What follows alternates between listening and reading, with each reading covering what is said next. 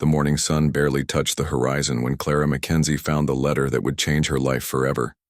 She sat on the wooden porch of their small cabin, watching the mist rise from the valley below.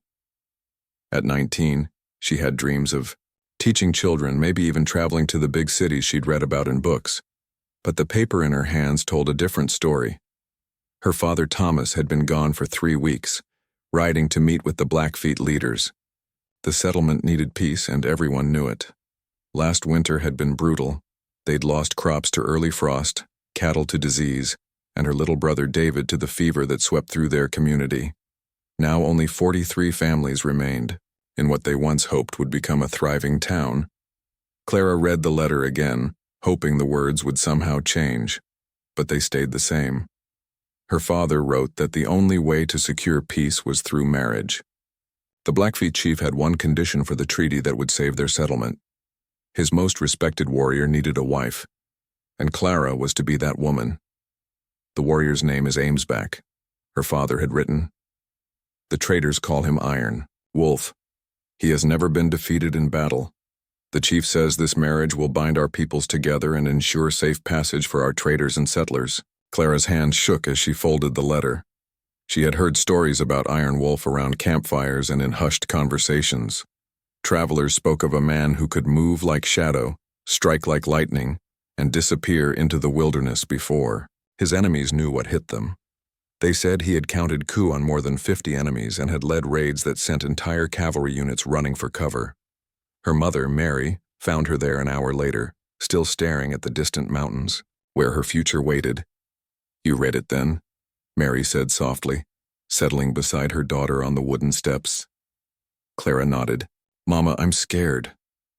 "I know, child, we all are." Mary wrapped her arm around Clara's shoulders. "But your father wouldn't have agreed to this if he thought you'd come to real harm. The Blackfeet are known to be honorable people, even if they're fierce in war. But what do I know about being a warrior's wife? What do I know about their ways, their language, their customs?" Clara's voice cracked. "What if he expects me to be someone I'm not?" Mary was quiet for a long moment. "You're stronger than you know, Clara. You've helped birth babies, tended the sick, taught the younger children to read. You've got a good heart and a sharp mind. Those things matter anywhere." Over the next few days, the whole settlement buzzed with talk of Clara's upcoming marriage. Some folks looked at her with pity, whispering about the poor girl being sacrificed for everyone else's safety. Others spoke with admiration, calling her brave and selfless. A few of the older women shared what little they knew about Blackfeet customs, trying to prepare her for the life ahead. Mrs. Johnson, whose late husband had traded with various tribes, taught Clara how to work with buffalo hide and explained some basic hand signals used for communication. "The Blackfeet are proud people," she said while showing Clara how to soften leather. "They respect courage and despise weakness. Don't try to be something you're not, but don't back down from showing your true character either." Old Pete, who'd lived among different tribes in his younger days, shared stories about Blackfeet culture around the evening fire. "They're not the savages some folks make them out to be," he said, puffing on his pipe. "They've got their own laws, their own honor, their own way of seeing the world. Different doesn't mean wrong. But for every helpful story, there were 2 frightening ones. Some traders spoke of warriors who kept multiple wives and treated them like property. Others told tales of white women who disappeared into tribal life and were never seen again. Clara tried not to listen, but the fear crept in anyway. Her friend, Beth, just a year younger, couldn't understand why Clara seemed almost calm about the whole situation. "If it were me, I'd run away," Beth declared one afternoon as they picked berries near the creek. "I'd rather take my chances with wild animals than marry some savage warrior." "Where would I run to?" Clara asked quietly. "Even if I could somehow make it to the nearest town, what then? I've got no money, no family there, no way to support myself. And what happens to everyone here if this treaty falls through? More raids, more death, more suffering. But it's not fair that you have to give up your whole life for everyone else." Clara had thought about this a lot over the past week. Maybe I'm not giving up my life. Maybe I'm just starting a different one than I planned. The truth was, Clara had always felt a little out of place in their settlement. While other girls her age dreamed of marrying local boys and raising families just like their mothers had, Clara felt pulled toward something bigger, something unknown. She devoured every book that came through their trading post, especially stories about different cultures and far-off places. When she was 12, a traveling missionary had given her a book about different peoples around the world. She'd read it so many times the pages were falling out. The stories of how people lived in other lands with different customs and beliefs fascinated her instead of frightening her. Her father returned on a cloudy Thursday morning, looking older than when he'd left. He dismounted his horse slowly, as if carrying a heavy weight. Clara watched from the cabin door as neighbors gathered around, eager for news. "The chief has agreed," Thomas announced. "We'll have safe passage for our people and traders. Our cattle can graze in the disputed valley. In return, Clara will marry Iron Wolf in 3 weeks' time." The crowd murmured with relief and concern. Clara stepped forward, and the talking stopped. "Did you meet him, Papa? This Iron Wolf?"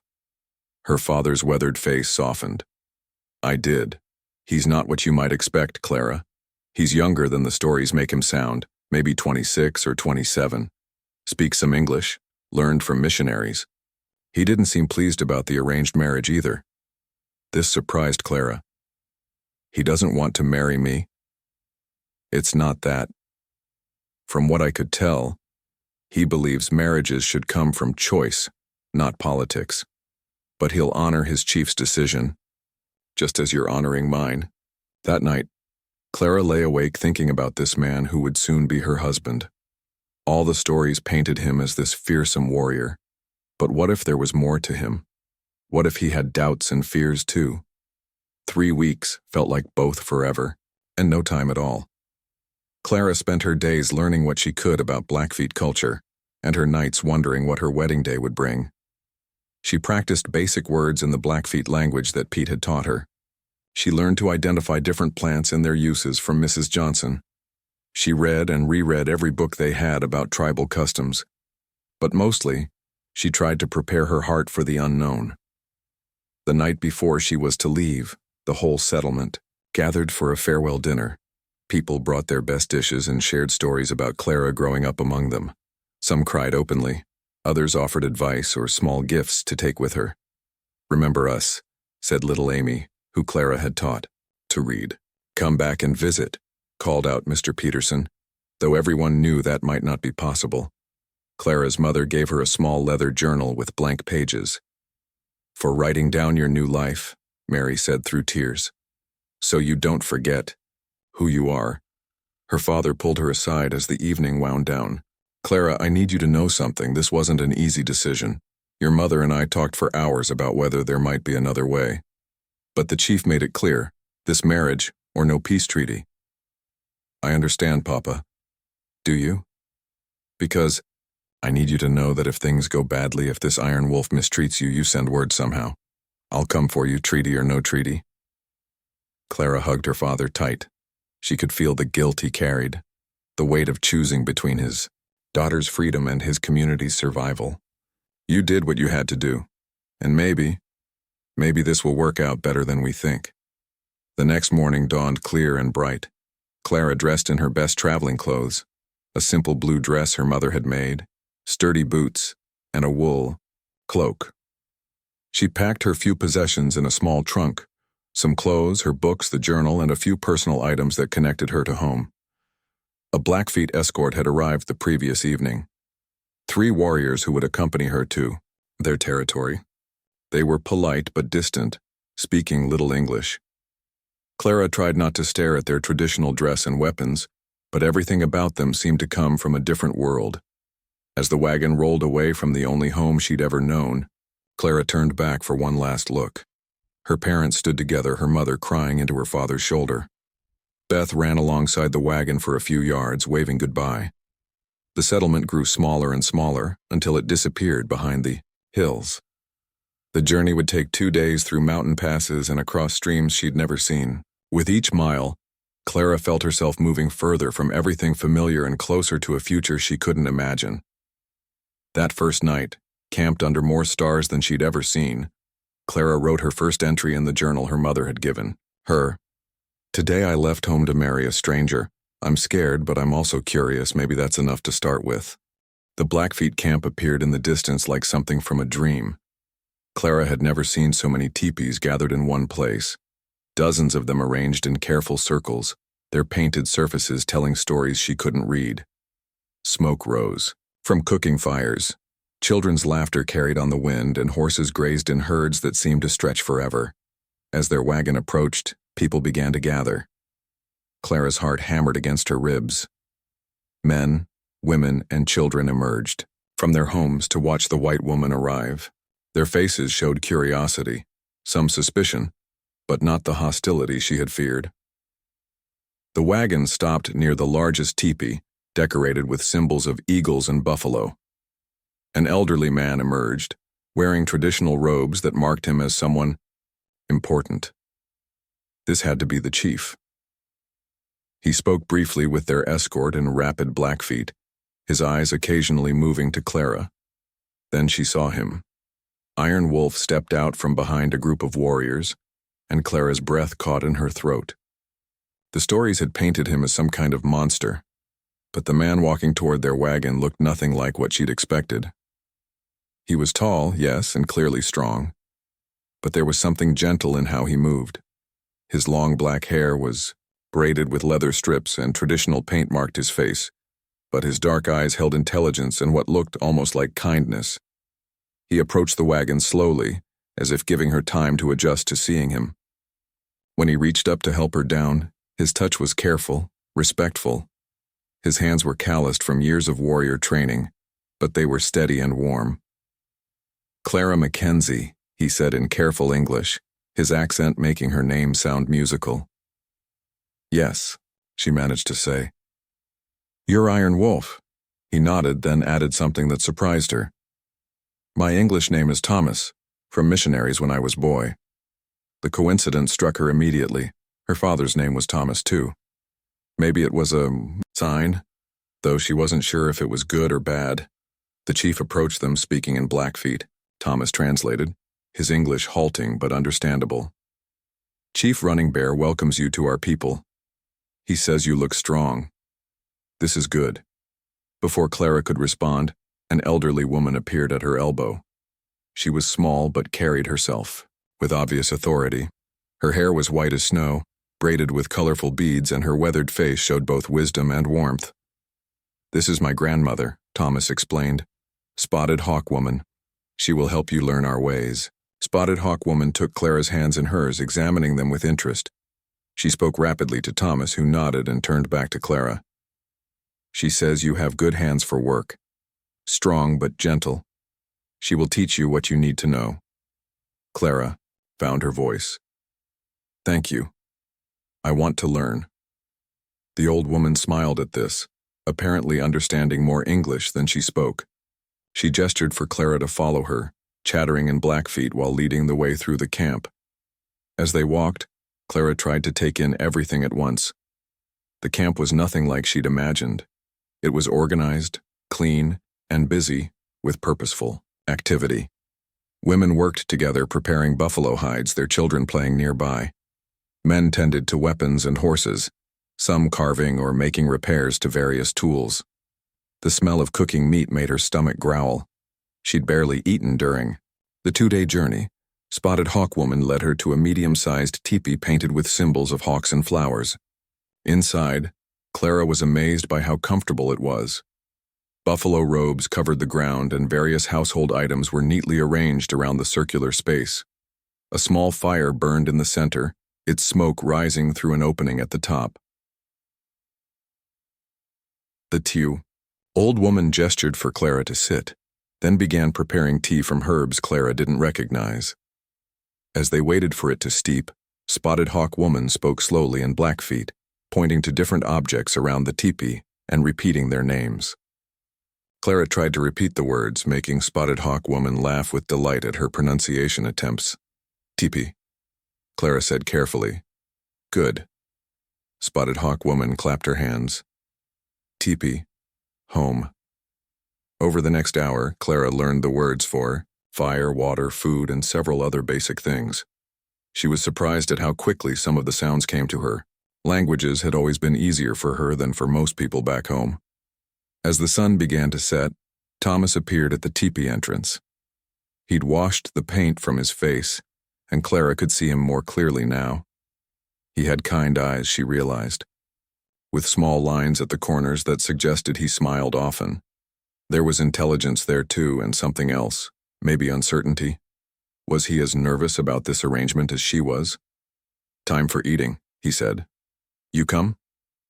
Clara looked to Spotted Hawk Woman, who nodded encouragingly and made shooing motions with her hands.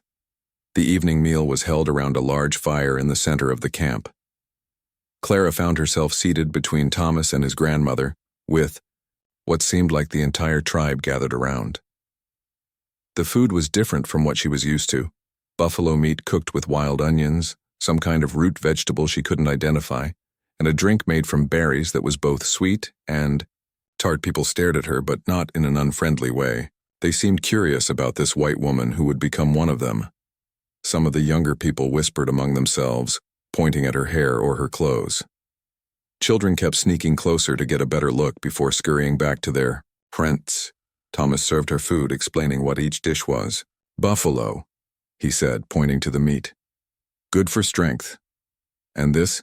He indicated the root vegetable. "We call prairie turnip. Women gather in spring." Clara tasted everything, trying not to show her surprise at the unfamiliar flavors. Some things were delicious, others took getting used to, but she was hungry enough that nothing tasted bad. As the meal progressed, she noticed how Thomas interacted with his people. Children ran up to him without fear, and he always had a smile or a gentle word for them. Older warriors sought his opinion on various matters. He listened more than he spoke, and when he did speak, others paid attention.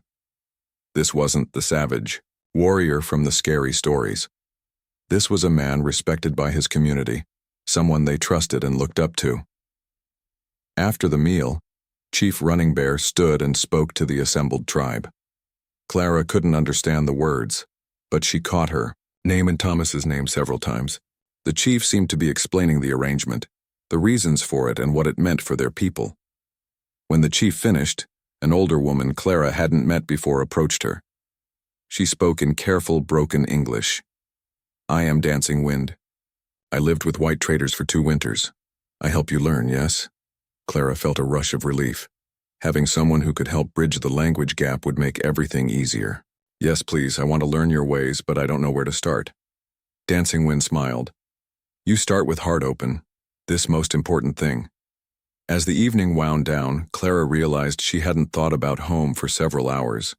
She'd been too busy trying to absorb everything around her. The people, the customs, the language, the food.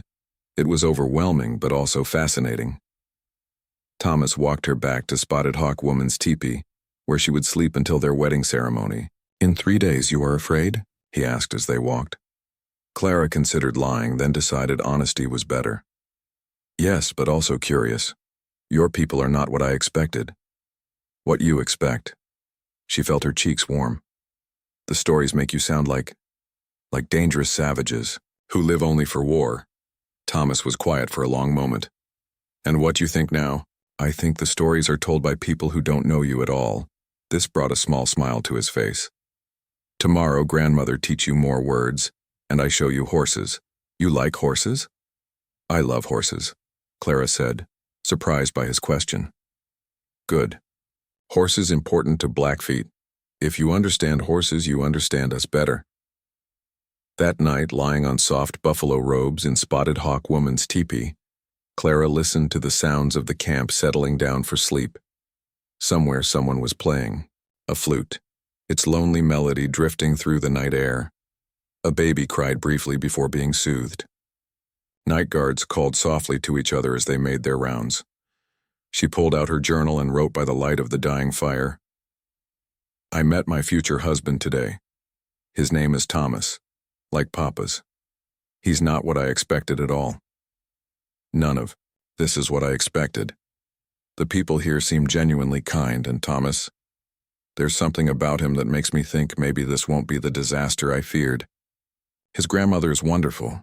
She reminds me of Grandma Mackenzie, actually. Maybe different cultures aren't as different as we think when it comes to the things that really matter.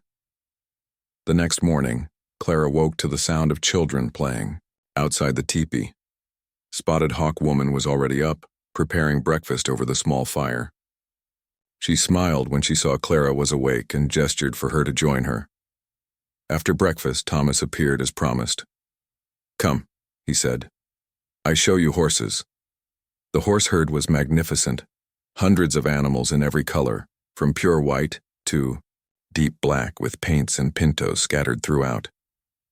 Clara had grown up around horses, but these were different. They moved with a wildness that spoke of open plains and endless sky. Thomas led her to a particular group of mares. "These mine," he said with obvious pride. "This one," he pointed to a beautiful paint mare with intelligent eyes, "she mother of many good colts." Clara approached the mare slowly, letting the animal catch her scent. To her delight, the horse. The wedding ceremony had been beautiful and strange, nothing like the church weddings Clara had grown up seeing. Under a full moon, with the entire tribe gathered in a circle, she and Thomas had been wrapped together in a traditional marriage blanket. While Chief Running Bear spoke words in Blackfeet that sounded like poetry, Thomas had translated some of it for her. Words about two becoming one, about the joining of different paths into a single journey. Now, 3 days later, Clara sat in their own teepee, trying to make sense of her new life. The dwelling Thomas had prepared for them was larger than most, with beautiful painted designs on the outside walls. Inside, he had arranged things to accommodate both their cultures. Traditional Blackfeet furnishings mixed with a small wooden table and chair he'd somehow acquired for her books. The autumn air was getting colder each day, and Clara could feel winter approaching in the wind. Thomas had explained that the harsh Montana winter would keep them close to camp for months, giving them time to truly get to know each other. Many couples, they court for seasons before marriage, he had said in his careful English. We must learn each other quickly. Each morning, Thomas rose before dawn to tend the horses and check the camp's defenses. Clara had learned to wake when he stirred, not wanting to seem lazy compared to the other women who were already busy with their daily tasks. She would prepare their morning meal, a skill she was still learning under Spotted Hawk Woman's patient guidance. The Blackfeet diet was so different from what she was used to. Buffalo meat was the staple, prepared in ways she'd never imagined. There was pemmican, dried meat mixed with berries and fat that could keep for months. There were soups made with prairie turnips and wild onions. And there were dozens of plants and roots that the women gathered, each with its own season and purpose. Winter coming soon, Spotted Hawk Woman explained through Dancing Wind's translation. Women must know how to keep families strong when snow comes. Clara threw herself into learning these skills. She practiced softening buffalo hides until her hands were raw and aching. She learned to identify edible plants and how to preserve them for the cold months ahead. Most challenging of all, she worked to master the Blackfeet language. Thomas had become her primary teacher in this. Each evening, after the day's work was done, they would sit by their fire and practice conversation. At first it was halting and awkward, Clara struggling with the unfamiliar sounds, Thomas searching for English words to explain concepts that didn't exist in her language. "How you say," Thomas would begin, then launch into a rapid explanation in Blackfeet that left Clara completely lost. But gradually something began to change. As Clara's vocabulary grew, their conversations became less about basic needs and more about ideas, dreams, and memories. She learned that Thomas had been chosen as a warrior not just for his fighting skills, but because he had a gift for strategy and leadership. He could read the land like a book, predicting where game would be or how weather would change. "When I was boy," he told her one evening, "I go alone to mountain for vision quest. Stay 4 days with no food, no water, only prayer. On third night, I see eagle flying with white dove. Old medicine man say this mean I will be bridge between peoples." Clara found this fascinating. "Do you think that's why you were chosen to marry me? Because of your vision?" Thomas considered this seriously. "Maybe. Chief Running Bear, He think long time before agreeing to marriage treaty.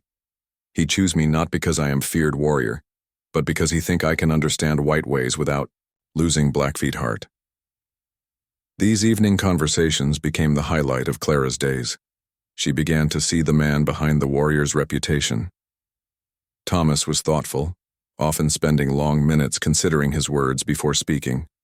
He had a dry sense of humor that caught her off guard, making observations about daily life that left her laughing despite herself.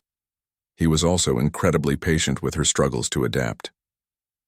When she burned their breakfast for the third time, in a week, he simply smiled and said, "Good thing I am good hunter. We not starve." When she accidentally used the wrong word in Blackfeet and told a group of women that she was excited to eat their horses instead of ride them, Thomas gently corrected her while the women dissolved in laughter. "Language is like taming wild horse," he told her. "Must be patient. Must not give up when horse throws you off." Clara was making progress in other ways too. She had learned to pack and unpack their teepee quickly when the camp moved to follow the buffalo herds. She could identify the calls of different birds and knew which ones signaled the approach of strangers. Most importantly, she was beginning to understand the complex social structure of the tribe. The Blackfeet weren't the lawless savages she'd been taught to imagine. They had intricate rules about everything from how meat was shared after a hunt to how disputes were settled. There were societies within the tribe: warrior societies, women's societies, societies for different age groups. Everyone had a role and responsibility to the community. Clara found herself most drawn to the women's society. These women were strong in ways she was still learning to appreciate. They managed complex household logistics, made crucial decisions about resource allocation, and served as the keepers of cultural knowledge. Some of them, like Spotted Hawk Woman, held positions of real authority in tribal decisions. White women, they strong too. Dancing Wind observed one day as they worked together preparing buffalo hides. But different strong. Blackfeet women, we strong like earth. We hold everything together from underneath. As October turned to November, Clara faced her first real test of adaptation. She woke one morning to find Thomas burning with fever, his body shaking with chills. He had pushed himself too hard during a hunting expedition, staying out in freezing rain to track elk that would help feed the camp through the winter. Spotted Hawk Woman took charge immediately, brewing medicines from roots and herbs that Clara had never seen. But the old woman was clear about one thing. Clara, as Thomas's wife, needed to be his primary caretaker. For 6 days and nights, Clara barely left Thomas's side. She spooned medicine into him when he was conscious enough to swallow.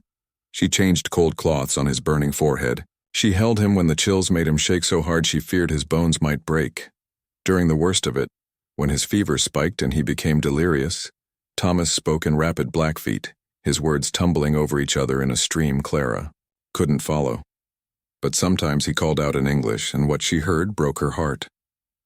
"Clara," he whispered during one particularly bad night, "you go home, not safe here, go home." Even in his delirium, he was worried about her welfare above his own. Clara found herself crying for the first time since arriving at the camp, not from homesickness or fear, but from a profound realization of what kind of man she had married. On the 6th night, when the medicine woman said the fever would either break or take him, Clara made a decision that surprised even herself. She began to pray, not just the formal prayers she'd learned in her childhood church, but heartfelt pleading with whatever powers might be listening. "I don't know if what I'm feeling is love yet," she whispered into the darkness. "But I know I'm not ready to lose him. He's a good man, and he deserves more time to live, more time to do the good things he does for his people. Please don't take him." The fever broke just before dawn. Thomas opened his eyes clear and focused for the first time in almost a week, and found Clara asleep beside him, her hand still holding the cloth she'd been using to cool his forehead. "You stayed," he said softly in English. Clara woke immediately. "Of course I stayed. Where else would I be?" Something passed between them. In that moment, not quite love yet, but recognition. They were no longer strangers bound by duty. They were two people who had begun to care about each other's welfare. As Thomas recovered his strength, their relationship deepened in ways that surprised them both. The crisis had stripped away the polite distance they'd maintained, leaving them more comfortable with each other. Thomas began sharing stories of his childhood, his training as a warrior, and his dreams for the future of his people. Clara, in turn, found herself talking about her own dreams and fears. She told him about her love of learning, her desire to somehow make a difference in the world, and her growing fascination with the complex culture she was becoming part of. "I used to think my life would be small," she said one evening, as they watched the aurora dance across the northern sky. "Teaching children in our little settlement, maybe marrying a farmer or shopkeeper, having a quiet, predictable life." "And now?" Thomas asked. "Now I feel like I'm living in one of the adventure stories I used to read. I'm scared sometimes, but I'm also excited. I'm learning things about myself I never knew before." Thomas was quiet for a moment. "You are braver than you know, Clara. To come here to try so hard to understand our ways to take care of sick husband you barely knew. This takes great courage. I don't feel brave most of the time. Brave people, they often feel scared. Difference is they do right thing anyway." As winter deepened and snow began to fall regularly, Clara realized she no longer thought constantly about her family and her old life. Oh, she missed them, and she worried about. Spring came to the Montana plains like a promise kept. Clara woke one morning in March to find Thomas already gone from their bed, but instead of worry, she felt only curiosity about what had drawn him out so early. Through the winter months, she had learned to read his moods and habits like weather patterns. She dressed quickly and stepped outside to find him standing at the edge of camp, watching the sunrise paint the distant mountains in shades of gold and pink. The snow was melting everywhere, creating tiny streams that sparkled in the early light. "You couldn't sleep?" she asked in Blackfeet, proud of how naturally the words came to her now. Thomas turned to her with a smile that made her heart skip. "Listen," he said simply. Clara stood still and listened. At first, she heard only the usual sounds of morning, horses nickering, children's voices from other teepees, the crack of ice melting in the stream. Then she heard it, the sound of spring itself, water running everywhere, birds calling that had been silent all winter, and underneath it all the sense of the earth waking up. "The buffalo will move soon," Thomas said, "and we will follow them to the summer grounds. You ready for this?" Clara nodded. She had learned so much through the long winter months. Her Blackfeet was now fluent enough for complex conversations. She could pack their entire teepee in less than an hour. She knew how to read weather signs and track animals. Most importantly, she had found her place in the tribe's social structure. The winter had been a time of storytelling and planning, of making tools and clothing for the year ahead. Clara had discovered she had a gift for working with beadwork and quill work, the decorative arts that marked important clothing and ceremonial items. The other women had been amazed at her quick learning and steady hands. "You see patterns like we do," Dancing Wind had observed while watching Clara work on a pair of moccasins for Thomas. "This not something that can be taught. You born with this gift." More importantly, Clara had found ways to contribute her own skills to the tribe. She had started teaching some of the children to read and write in English, skills that Chief Running Bear said might be valuable as dealings with white traders and government officials became more common. "The world is changing," the chief had told her during one of their evening conversations around the fire. "Our young people need to understand both worlds if they are to survive in the times coming." Clara had also become the camp's unofficial letter writer. Traders passing through often needed help writing messages to business partners or family members, and Clara's clear handwriting and way with words made her valuable in these exchanges. She was beginning to see herself as a bridge between worlds, just as Thomas had been chosen to be. But the most significant change in Clara's life wasn't about her growing skills or tribal acceptance. It was about her relationship with Thomas. Somewhere during the long winter evenings of conversation and shared daily tasks, friendship had deepened into something much more powerful. She couldn't pinpoint exactly when it had happened. Maybe it was the night Thomas had shared his deepest fears about the future of his people, trusting her with vulnerabilities he showed no one else. Maybe it was the morning she had woken to find him already up, carefully mending a tear in her favorite dress with stitches so small and precise they were nearly invisible. Or maybe it was the accumulation of 100 small kindnesses, 1,000 moments of consideration, a growing awareness that this man saw her, really saw her, in ways no one ever had before. Thomas had been equally transformed by their winter together. The warrior who had once been known primarily for his prowess, in battle had revealed himself to be a man of deep thoughtfulness and surprising gentleness. He was a natural teacher, patient and encouraging as he helped Clara master new skills. He was also a gifted storyteller, and many of their winter evenings had been spent with Clara listening to tales of Blackfeet heroes and ancient wisdom. "You make me want to be better, man," he had told her one snowy night as they lay together listening to the wind howl around their teepee. "Before, I think only about being strong warrior, about protecting people through fighting. Now I think about protecting them through wisdom, through building bridges to new world that is coming whether we want it or not." As spring progressed and the camp prepared for the seasonal move to follow the buffalo herds, Clara faced a new challenge. She was about to experience her first buffalo hunt as a married woman. This would be her real test of whether she had truly adapted to Blackfeet life. The preparation was intense and exciting. The entire camp buzzed with activity as weapons were checked, horses were selected, and strategies were planned. Clara would not participate in the actual hunt. That was men's work. But she would be part of the crucial processing that happened afterward. The women were responsible for butchering the animals, preparing the meat for preservation, and using every part of the buffalo for the tribe's needs. "Buffalo is gift from Creator," Spotted Hawk Woman explained as she and Clara prepared their knives and other tools. "We waste nothing. Every part has purpose: meat for food, hide for clothing and teepees, bones for tools, sinew for sewing. Even hooves become glue."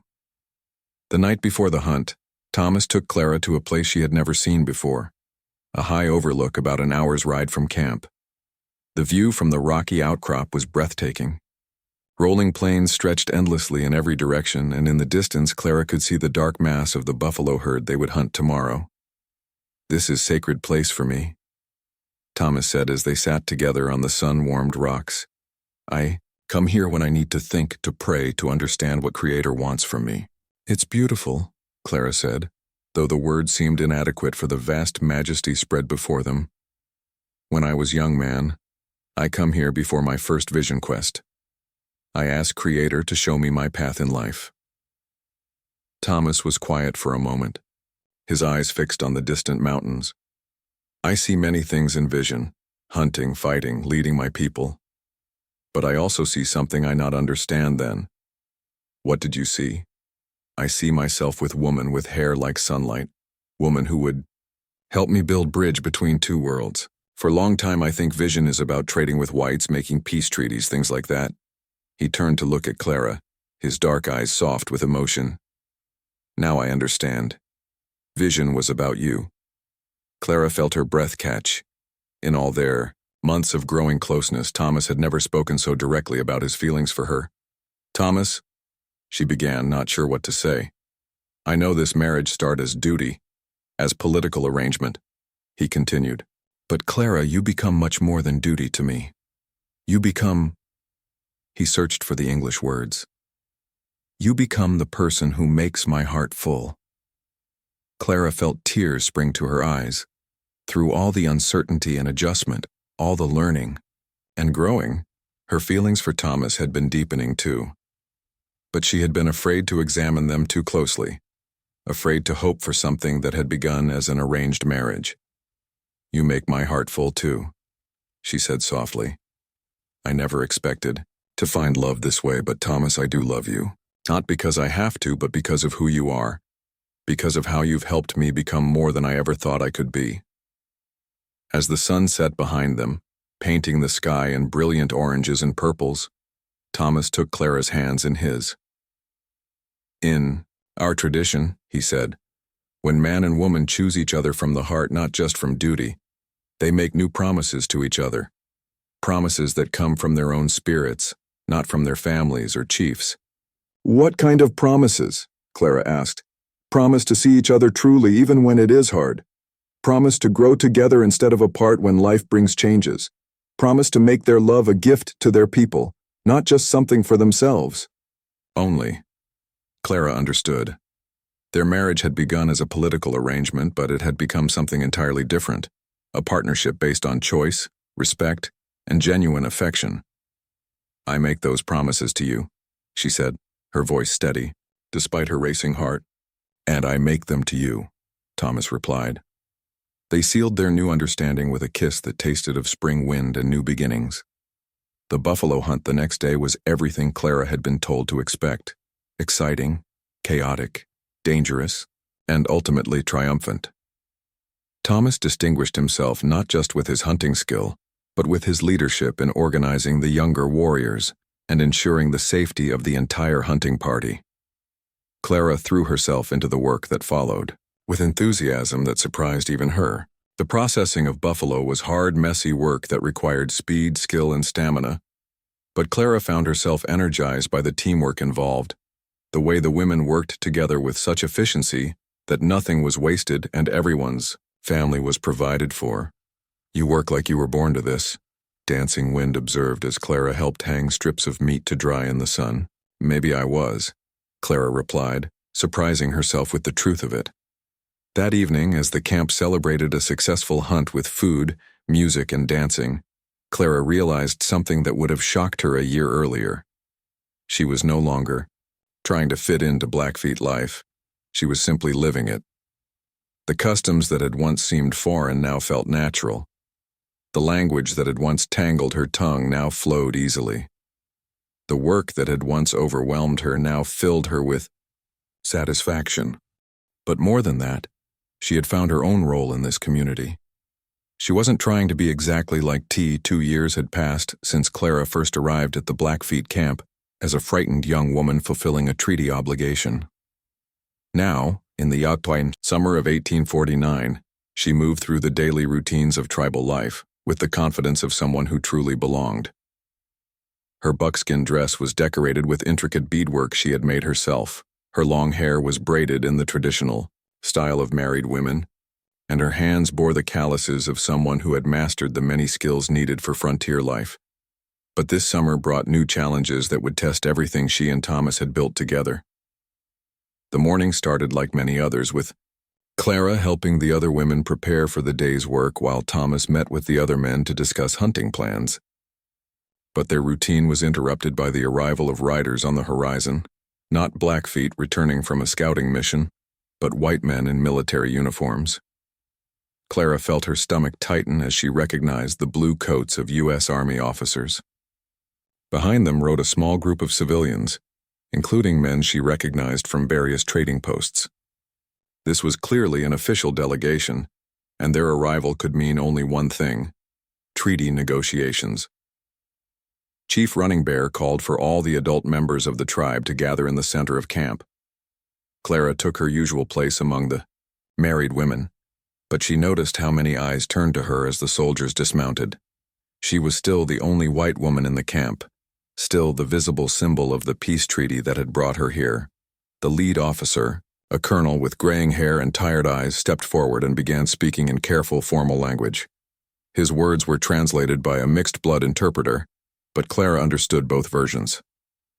"The Great Father in Washington sends greetings to Chief Running Bear and the Blackfeet Nation," the colonel began. "Changes are coming to this territory. More settlers, more towns, more farms. The government wants to make a new agreement about where the Blackfeet can live and hunt, and where the white settlers can build their homes." Clara felt Thomas tense beside her. They had known this day would come.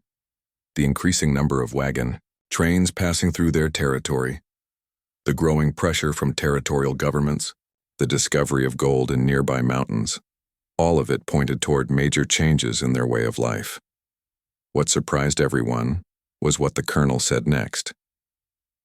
"The government has heard about the success of the Mackenzie Iron Wolf marriage. They want to use this as a model for future peace arrangements. They're prepared to offer significant benefits to the Blackfeet Nation in exchange for the tribe's help in facilitating more marriages between white settlers and tribal members. Clara's heart nearly stopped. She had become not just a symbol of peace but apparently a template for government policy. The thought horrified her. Chief Running Bear listened to the full proposal before responding. The new treaty would establish a reservation for the Blackfeet, with guaranteed hunting rights in certain areas. In exchange, the tribe would help facilitate marriages between white settlers and tribal members, with Clara serving as a cultural liaison and marriage broker. "This is not traditional way," Chief Running Bear said when asked for his initial response. "Marriage should come from choice, from families knowing each other, from young people courting properly, not from government arrangement." The colonel seemed prepared for this objection. Mrs. Iron Wolf would help ensure that all arrangements are made respectfully, according to tribal customs. Her success shows that such marriages can work well for everyone involved. That evening, after the soldiers had made their camp nearby, to wait for an answer, the tribe held long discussions about the proposal. Clara found herself at the center of conversations she had never wanted to be part of. Some of the younger warriors were angry. "They want to use us like breeding stock," one of them said bluntly. "They want our women to tame their men and our men to help control our people." But some of the older leaders saw potential benefits. The reservation, while smaller than their current territory, would be protected by law. The hunting rights would be guaranteed, and the government was offering supplies, tools, and money that could help the tribe adapt to the changing world. "The white people will keep coming whether we agree to this or not," said Winter Fox, one of Chief Running Bear's advisors. "Maybe. This way we can control how the changes happen instead of just having them forced on us." Clara felt trapped between two worlds, in a way she hadn't experienced since her first days in the camp. The army officers clearly expected her to support the proposal. After all, her own marriage had been the model they were using. But she understood the tribe's concerns about turning marriage into a political tool. Thomas was quiet during most of these discussions, but Clara could see the internal struggle he was facing. As a respected warrior and the husband of the white woman who had made the original treaty possible, his opinion would carry significant weight in whatever decision the tribe made. 3 days into the negotiations, Clara realized she needed to speak up. During a break in the formal discussions, she asked Chief Running Bear for permission to address the entire tribal council.